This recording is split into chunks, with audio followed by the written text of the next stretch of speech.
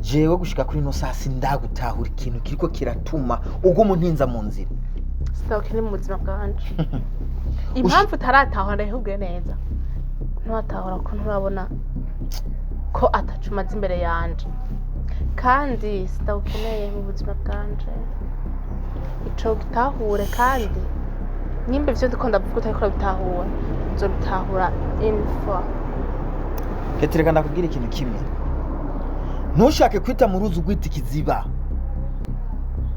ibi bintu uriko urashaka kunkorera jewe urashobora gusanga bikuzaniye ingaruka mbi mu buzima bwawe ariko anyway reka ndaguha akanya ubandanye uvyiyumvira naguhaye amezi 6 nta gihe cyo kuvyiyumvira mfise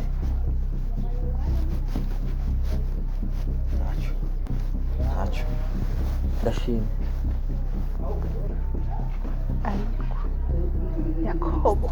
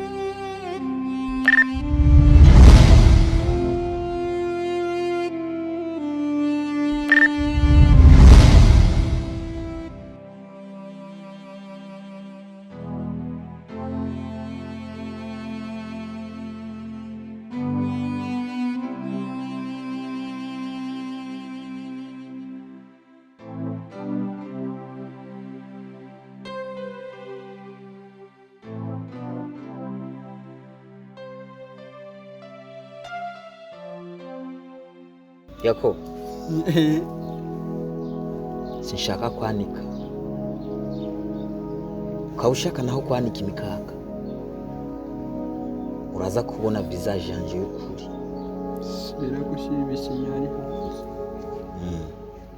ivyo twavuganye iki emwe naravuze ko ntazobivuga kandi Bikira Mariya ari ngaha ntazobivuga Yakobo waru Inge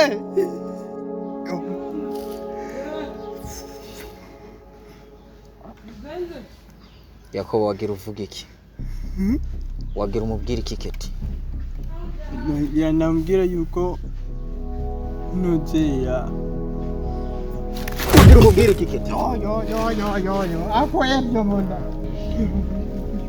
Yakobo garuka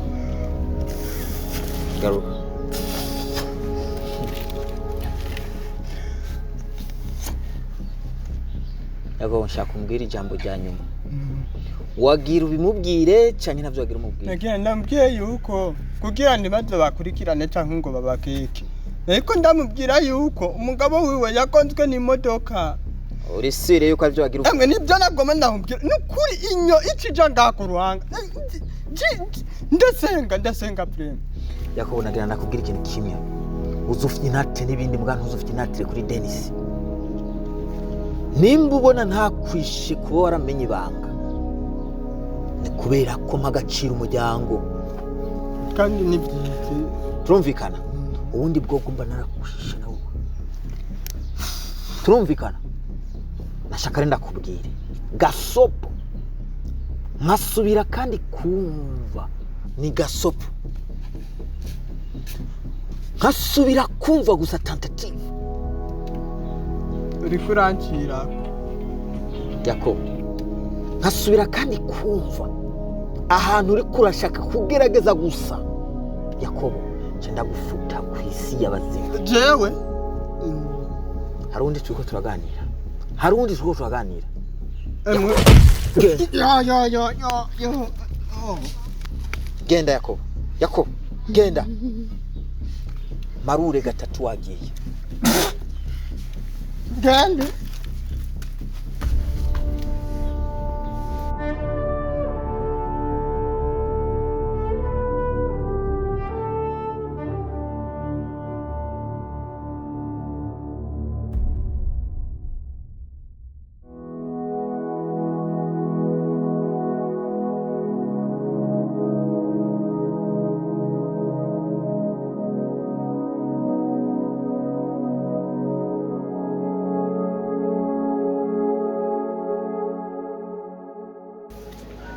kugeza iyi saha n'uyu munota abantu bose bazi yuko bamaze kwitaba Imana,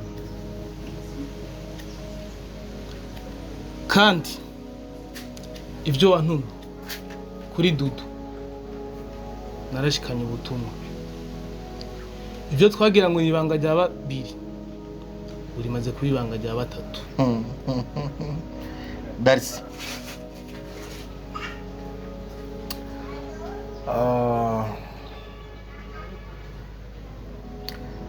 agati gateretswe n'Imana ntigahenurwa n'imiyaga. Uvuze yuko abantu bose igihugu cy'u Burundi kizi ko napfuye. Ndashaka yuko abarundi bose n'inyoni ba mu iki gihugu cy'u Burundi bamenye ko nipo sempre ngihari. Akanya karageze jewe na Dennis ko duhangana. Yagerageje kenshi kudusuzugura twebwe abana bagendana ubumuga, ariko yarihenze. Twe nta nubwo tugendana ubumuga mani, twe turi ubundi bwoko bw'Imana. Ngomba kumwereka yuko arakanu kangana uko. Yashatse kunyisha akoresheje amaboko cyangwa ubugi bw'imbugita, ariko je nzakoresha umutwe. Kabi gatanga nkakizi nipo sempre uharageze yuko wowe uhangana na Dennis, umuntu afise amaguru n'amaboko akomeye, ukaba ugendana ubumuga. Ahubwo icyo mbona nuko twohunga uwo Dennis turi kuvuga ntawuzi, ntawusobanukiwe. Ndibaza je Dennis ndamuzi. Dennis je ndamuzi kuva ku ntango gushika ku herezo. Dennis ndazo amanyanga yiwe yose. Ahubwo icyo mbona nuko uri kugerageza kunta mu byago jewe natumye ndakurokora. Ahubwo kuvyivyo nipo jewe icyo mbona twokora kuri no saha n'uno mwanya nuko twohunga tukagenda tukaja kure yiwe. Darcy, nanipo sempre ntawuzi. Umutima nari mfise kushakunya ku mugore wanje w'isezerano. Nanipo sempre ntawuzi. Ahubwo nimba wacitse intege nawe ubigendere kure, urabe filimi ukigenda, kuko ngomba kwiyerekana nipo sempre.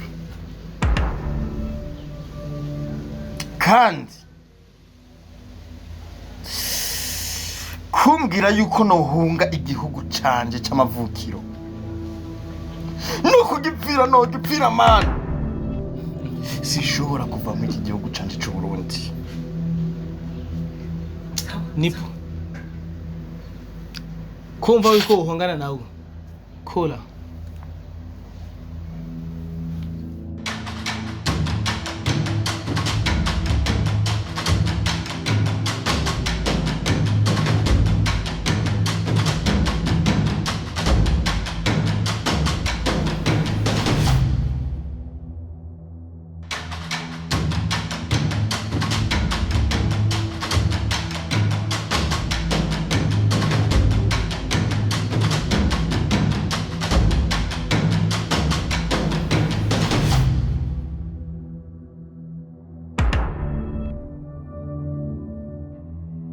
Dennis, turamuhunga barengana.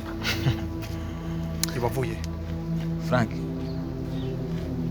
uyu muhungu arateye amahinyu, kandi wibuke yuko uno musore kuva mu ntango ntabwo yigeze anshigikira. Meme je waheruka kumubona ryari wewe?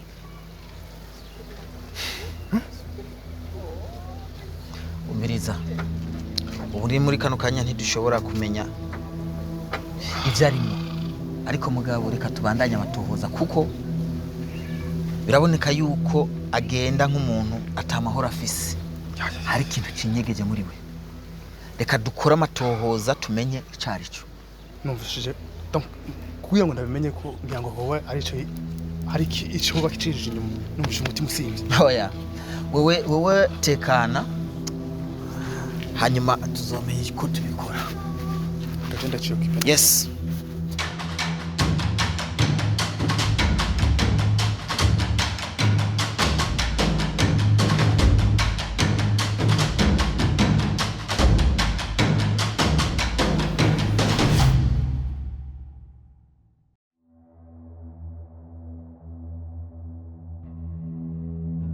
urumva rero gakobwa jewe narakubise imitwe hirya no hino kugira ndabe ibintu ko nobibwira ahantu nze ujya mugenzi wawe ujya ntuze Keti okay Keti kubera mperuka kuva mu Mozambique oncle novuga ati ndi oncle wanje ni ntuze ya Denis shitse ngaha mu Burundi numvise ibihuha byinshi yuko nipo mu gupfa yapfuye idorongeye nka ntuze nka kamayimayi ariko je nagomba ndakubwira nipo niyipfishije ahubwo nipo yarapfuye kandi baramwishe ninde yamwishe verite ndakubwire rero ndazi ko ufise umunwa iri ribibanga ryawe nkuko nanjye bambi nabivuze ntaco ntibikibaye ibanga ijambo risohotse riba risohotse Denis nubwo ari uwiwacu yakoze amanyanga menshi amanyanga nyabaki Denis niwe yishe kijya kigegene nipo sebe ndarivuze rishakera incumutwe umugabo apfana ukuri nkuko ndi gikuri ndabivuze Denis ntuzonkwegera uvuga wabikubwiye sivyo jewe ndi mbwa rubebe yaho mbere nkabivuga n'akazi kango ijambo rya nyuma ndakubaze sivyo yamwishe kugira ashikire Keti ico kiratahuritse sivyo why wewe wabimenye gute kwanza ampego nabimenye gute kati ujya mugabo Denis urujya ruzura amaso nk'inemba zihene jewe urujya rugabo jewe turapana ikintu kandi ikindi ca kabiri ntiyari wenyene hari n'uwundi yirabura nk'inyo y'ijoro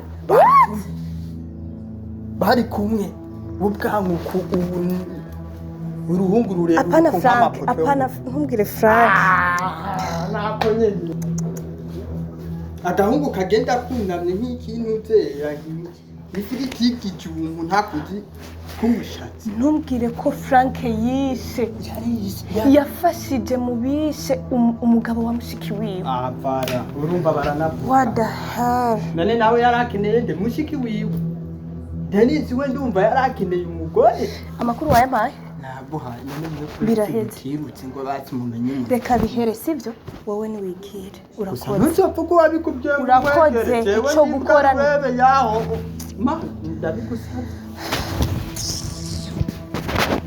urantaye nyagutebye kuzimu uragenda ubivuga unyicishe nazi ko ari cyo mwaremewe